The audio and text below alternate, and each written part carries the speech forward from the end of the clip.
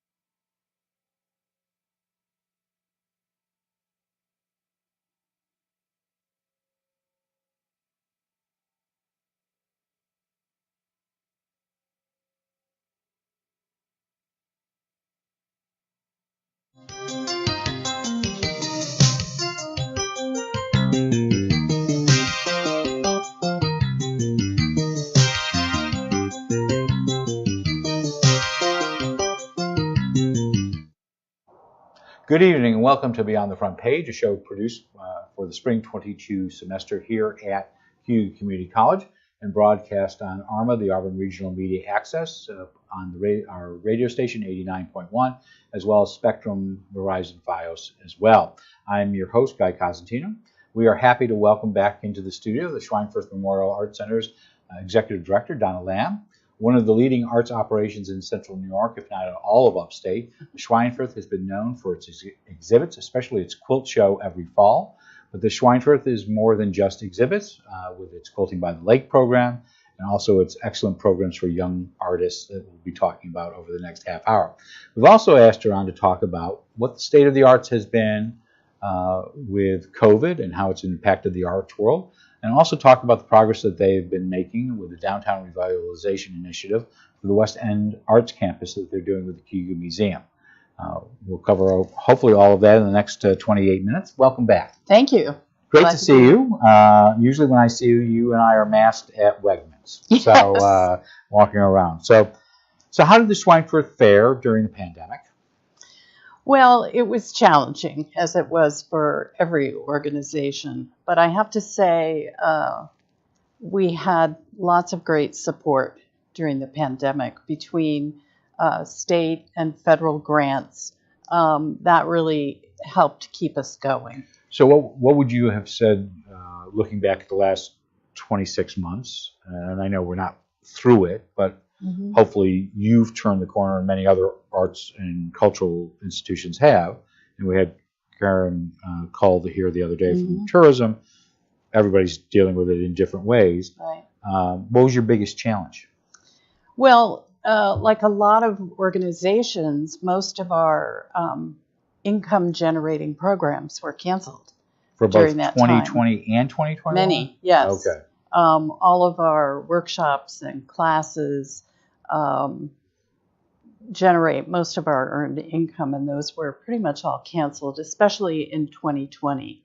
By 2021, we had figured out how to convert those to online classes, which helped a great deal. So we're only into the first 3 months of the new year. Yep. Are things getting back to normal for you and your staff? In many ways, I think this year is going to be just as challenging as the previous two, because we don't have that extra support that was coming in from things like PPP grants. So your organization, and I know Ms. Cole talked about this as well, you and many other organizations did payroll protection program. Yep. Did you get other relief programs as well? There were several local foundations that had special COVID-related grants. I know Allen and Emerson both did programs like that. So we were able to take advantage of those opportunities. But the thing that's happening this year is we're not returning exactly to our 2019 numbers in terms of That's what I was wondering. attendance. So that's still having an impact on our overall revenue. So in two parts, let's deal with, we're still in some form of a pandemic. Yes. Do you have masking and vaccination requirements? Well, we did. We've changed them just recently To follow the state. to follow the state, and we now are recommending wearing masks and being vaccinated. And what's happening is a lot of our visitors are continuing to wear masks. The staff that is dealing with the public is continuing to wear masks. And during the pandemic, did you have to cut staff? We did not. We were Okay. 'Cause very I know some fortunate. organizations did. We were very fortunate to be able to keep everyone on. And interestingly, at the very start of the pandemic, we were already closed because we were under construction for putting in our new HVAC system. So we had planned to be closed for the first few months of And who couldn't use a good HVAC 20. system right now? So, But that was the right time to do it, Yeah. only from the perspective yeah, that that's going to allow you, especially as we're all looking at air Right. quality right, for the Art Center. right. So one of the items was in the progress section that was in the Citizen the other day. It was a startling number for me when I looked at it. And I think this is from the tourism office, in 2020, both you and the Stewart House were down 75%, a drop in admission revenue, and 70% in attendance. I'm assuming those numbers are 2020 numbers? Yeah. They're accurate? Yes. How do you keep your doors open? Well, our admissions is only a small part of our overall earned revenue. And our expenses were down. We did fewer exhibits in 2020.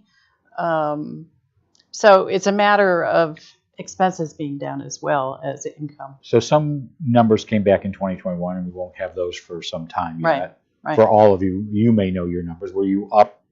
Were you back on the incline up to pre-2019 numbers? We're better than we were in 2020 for Okay. sure, but we're not back to where we were in Not even 2019. No. Okay.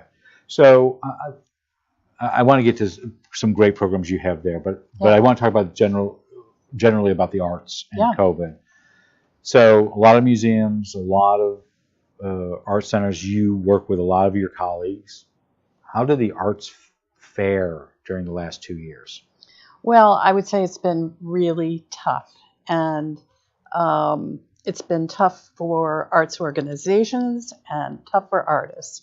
And it really, so how tough are artists? What would be tough? Well, there are a lot of artists who earn their living or supplement their income by doing work for other arts organizations. We hire artists to teach our art classes. There are artists. You don't pay exhibitors for the most part, though. Sometimes, yeah. Okay. There are fees for artists that are in exhibits. But for example, you have both ends of the rainbow today. That one, that'll go till Sunday, which is a great exhibit.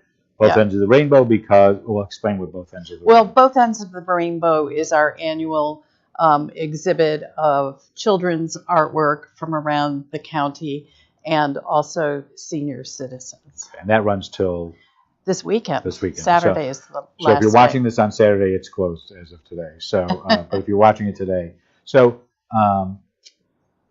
artists are opportunities for artists we're limited, dried up, and especially performing artists. Being able to, if you're a musician or a band, those opportunities to go out and play were few and far between. Do you see a pathway when you talk to your fellow museum and art center?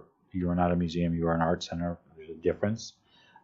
When you talk to your colleagues in other parts of the state or the nation, how long is it going to be to recover?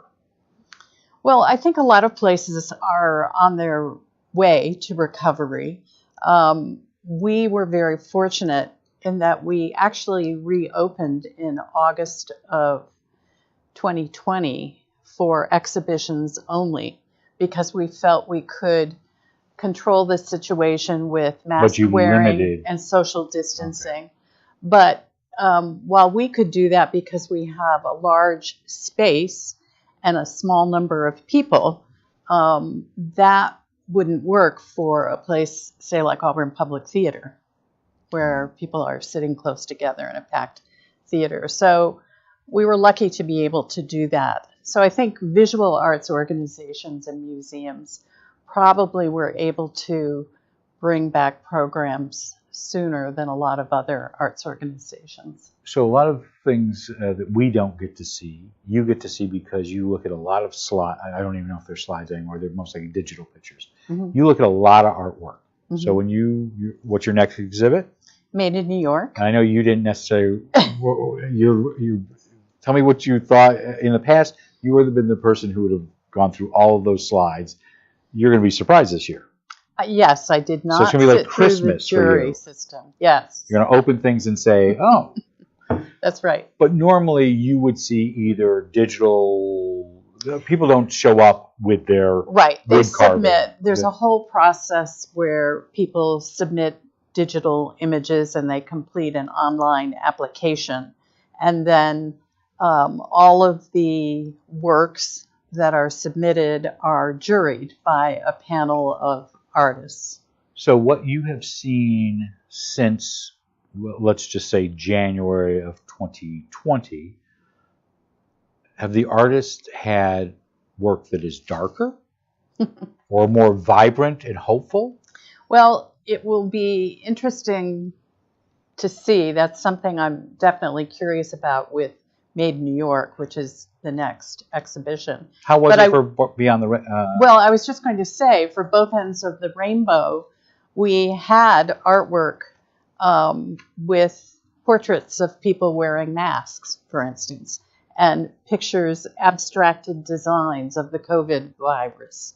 So I'm expecting that it will turn up in some of the artwork. And do you think it turns up for some time?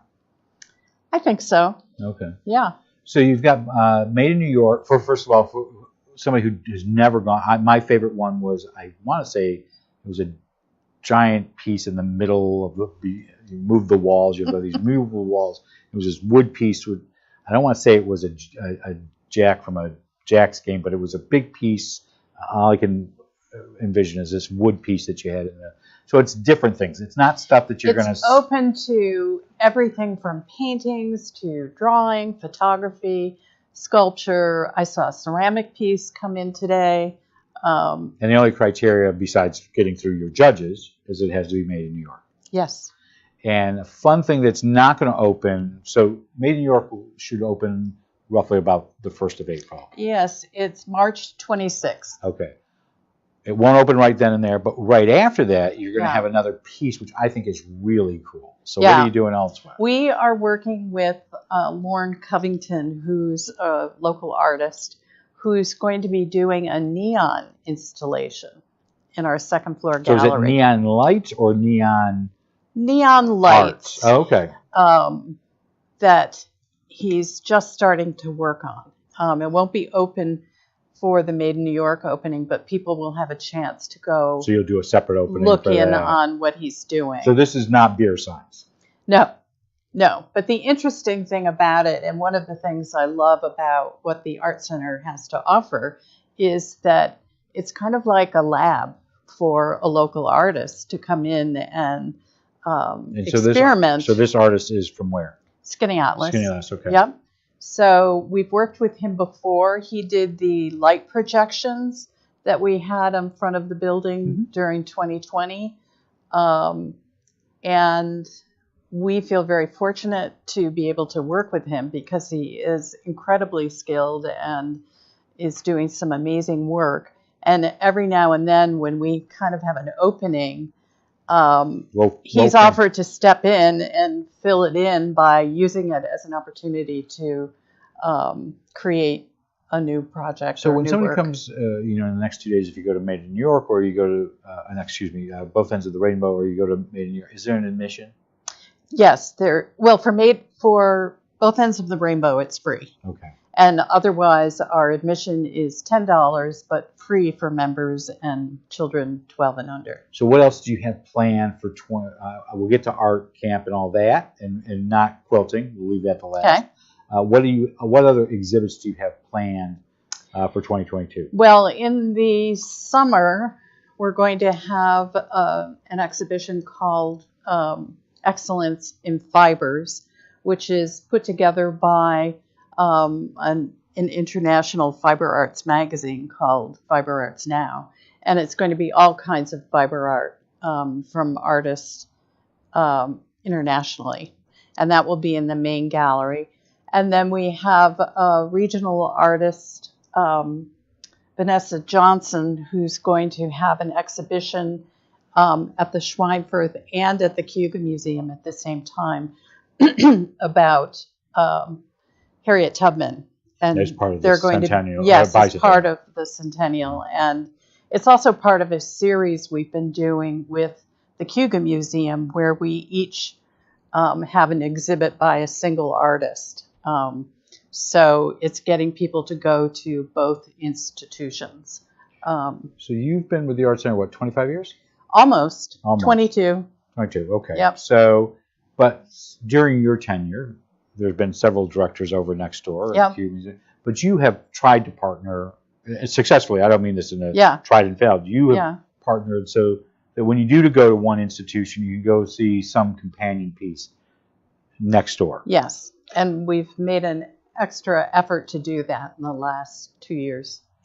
The other item that, and again, I'm going to hold off quilts because I know that's your big thing, and I say that nicely, is did you run some great programs for children? You have art camps. Mm-hmm. So I'm assuming you did an art camp 2 weeks ago or last week when children were on break. February. Will you do another art camp for the spring break? Yes, we have another one coming up, and then we will have 4 weeks of art camp in the summer. And I would love to point out to people that we have scholarships available for those programs. So I know you most likely have a closing window for the spring break. How much does it cost to attend, roughly? Oh, I'm going to have to refer people to our website for that. But if you sign up for that, you can. But it's for a week. And it's a week, Monday through Friday. And does it go all day? In the morning. Just nope, in the morning? It's half a day. Yeah. And what did children learn? It's a different program every year. So, for instance, in the summer, Vanessa Johnson, who is the artist that's going to be featured in our gallery, Julius, will be teaching class for kids. And so we try to feature artists who are also exhibiting with us. And do you, when you sign up for the summer program, are you signing up for all 4 weeks or 1 week at a time? No, you sign up 1 week at a time, and if you go to the website, there will be a description of exactly what class is offered each week. So each week it will be something different. Right. So quilts. So the Schweinfurth is known, and it was known before you got there for one part of my question, and that's the quilt show. It usually runs around the beginning of November to just right around the first weekend in January. First weekend. So were you able to do the quilt show the last 2 years? Yes, we did. And it's we had very successful shows, probably our best attended shows each year, but still not quite at the same level as 2019. And we reduced all last year. We eliminated our opening receptions. We eliminated any of the live programming that we would normally do. Will you go back to that? We are. And in fact, we are going to have our first reception for Made in New York. First one in 2 years. Yes. Yes. So is the quilt show the biggest show you do every year? I mean, attendance-wise. Attendance-wise, yes. Yes. So the other item that most people may not know of for a variety of reasons you call it QBL, but it's Quilting by the Lake. Mm-hmm. First of all, what is it? Quilting by the Lake is a 2-week quilting conference that brings teachers and students from across the country, even internationally, brings them together for 2 weeks of quilting classes and workshops. And you were not able to do this the last 2 years. We did not do it the last 2 years.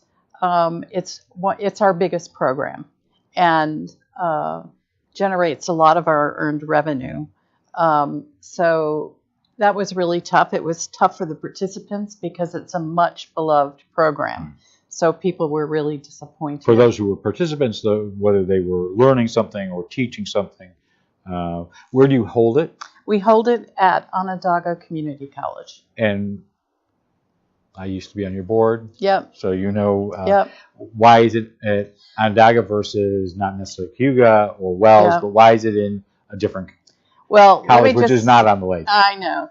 Let me just say that we would love to have it closer to Auburn and in Cayuga County, but we need an accessible facility with housing. We provide all of our participants with room and board. So how many people usually attend? Well, pre-COVID. No, how many attend in 2019? It could be 150 to 200 people. And they stay the full week in a dorm? Some of them stay all 2 weeks. Probably about a quarter of them stay all 2 weeks, and the rest might come for 1 week or the other. But part of... And when is it held? It's the last 2 weeks of July. Okay. So you're concurrently doing art camp, an exhibit, and QBL all at the same time. We're very busy. You are busy. No, you are. But this is important because it also has some payoff for the quilt show, correct? Yes. I mean, we've had this conference since 2003, I think. And it's really helped us. And originally it was in Morrisville. Yeah. And you brought it closer here. Yeah. And so do people who participate, because I know you judge a lot of quilts for the quilt show that can be from all over the world. Do people who participate in the Quilting by the Lake, do some of their works appear at the quilt show? Sometimes. Okay. I mean, we have... And I'm looking more so the instructors and the teachers. The instructors are internationally known. We typically bring in an instructor from South Africa every year, and we've brought in people from Australia and England. So the faculty is top-notch. But some of the students as well are some of the top art quilters in the country. So you're likely to see their work in other shows as well as our show. One last thing I really want to talk about is you and the QU Museum were the recipients pre-COVID of $1.9 million from New York State through the Downtown Revitalization Initiative that was started by the Cuomo administration. How much was earmarked for both of you? About 2.4 for the, it's 1.9 for both of us. Okay, so is it 9.95 for each of you, or is it, no, this is a joint project? It's it's 1.4 for the Schweinfurth. Okay. And about 500,000 for the Cayuga Museum. And then when it was announced, it was this idea of a West End Arts campus. So we're not getting into the plans because I know you're in the planning stage. We are in the design phase. So what's the idea of a West End Arts campus? Well, the idea came about because both of us, the Cayuga Museum and the Schweinfurth, identified the fact that we had some major accessibility issues. And we had talked years earlier about the idea of putting together a unified site plan to make it easier for visitors to maneuver between the various buildings on our two properties. But you do have a full-fledged elevator that goes to all 3 floors, basement, main floor, and the upper story. But our main problem was that we did not have an entrance from the parking lot. So people essentially have to walk up the driveway and around the building to come in the front door. So part of our project includes a new entrance. So the 1.9 million that's coming from Albany, Yes. Do you have to do a match? Yes, we have to match that. You say that with just such And glee. it's How much? reimbursable. Okay, So we've got to spend it, and then we can request it. So remind me about that later. But so do you have to match 1.9 with 1.9 to get it, or roughly between the two of us? Yeah. So where are you in that? Where are you in the fundraising process? And then we'll get into the design process. Yeah. So where are you in the fundraising? I would say between the state money and the recent federal money that we got through the city. So what's that? So that's $500,000 for what? We each got $250,000 to apply to our DRI projects. Okay, so that helps close that helps. Yeah. $3.8 million gap. Okay. So I would say for the Schweinfurth, in terms of what we have to raise, we've covered about 60% of the cost. And you're in the silent phase right now. Yeah. And you still.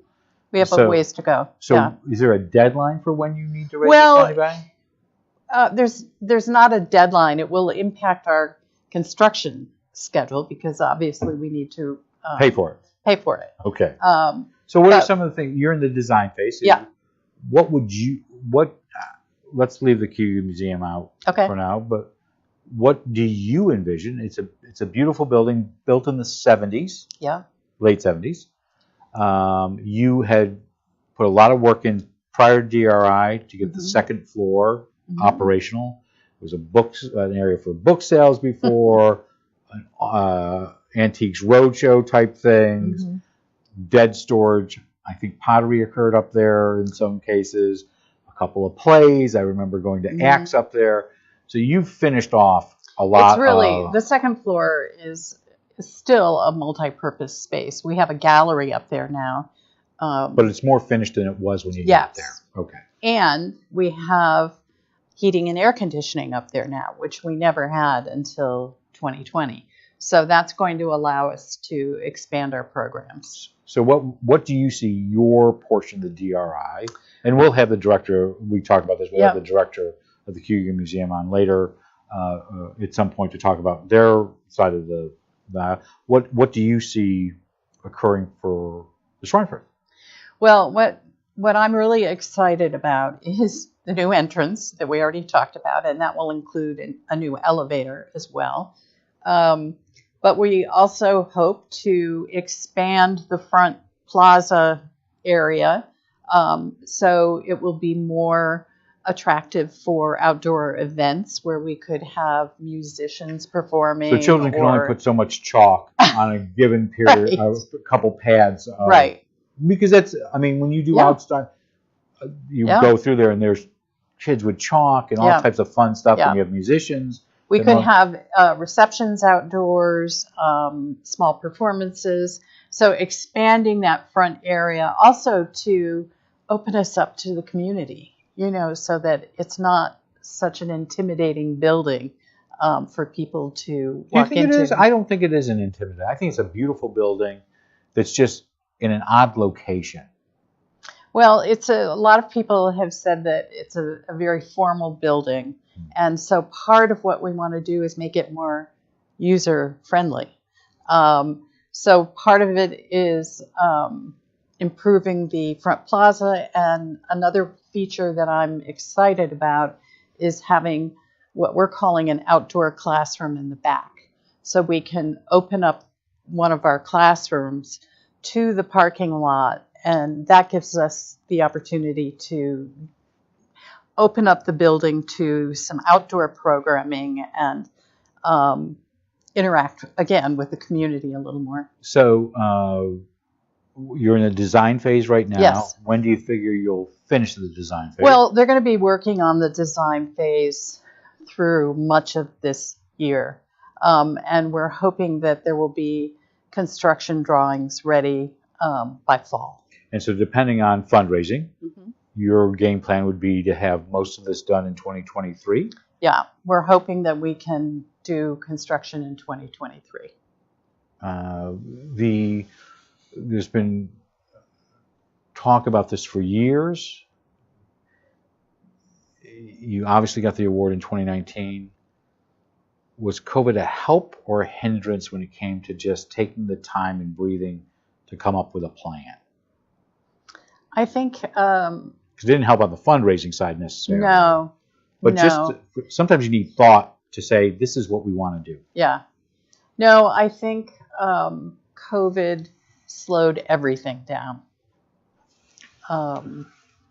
So it's, I think we needed to do more fundraising, and we were able to secure the money to go ahead with the design phase by the end of last year. So last question. Yeah. 22 years there. What do you see as the benefit of this West End Arts Campus? What will be the benefit to you and your constituency, but also to the general west side of the city of Auburn and Auburn at large?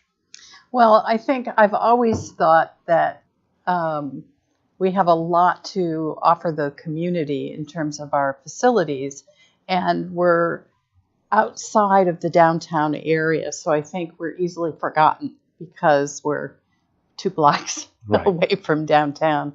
And we have a vital community all around us. So our hope is that by improving the design of our sites, we can make ourselves more available to our immediate neighborhoods, and in some ways act as a gateway to the West End, and be a destination for people who are visiting Auburn who might want to do a circuit from downtown Auburn to the Cayuga Museum and the Schweinfurth, and go to the Harriet Tubman Church, perhaps. Which is about 4 blocks away. Right. Okay. So it's basically to connect us with downtown and some of the other cultural sites, and bring more attention to the West End.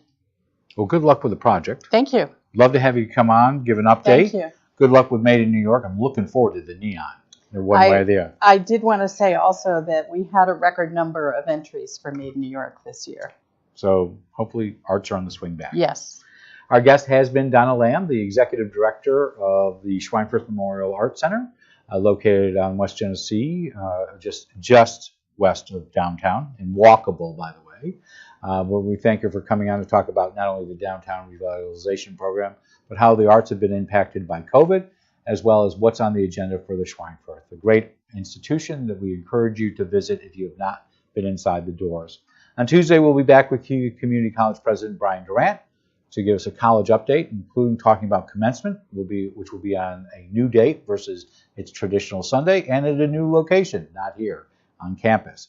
That will be followed by Melissa Kartner of the YMCA, who can give you a different camp day if you're not going to the Schweinfurth, for summer camp at the Y, which will have both overnight and day changes this year. Next Thursday, we'll have 2 back-to-back Inside Government programs. The first with New York State Senator Pamela Helming, who will talk about the state budget and give us an all-winning update, as well as Senator Brian McDelow, who will be talking about the budget that needs to be adopted by April 1st.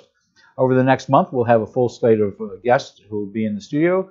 Cayuga County Legislative Chairman David Gould will be here, City Manager Jeff Dygert, Stephanie Hutchinson, the Executive Director of the Auburn Housing Authority, and a representative of Auburn Doubledays will be here.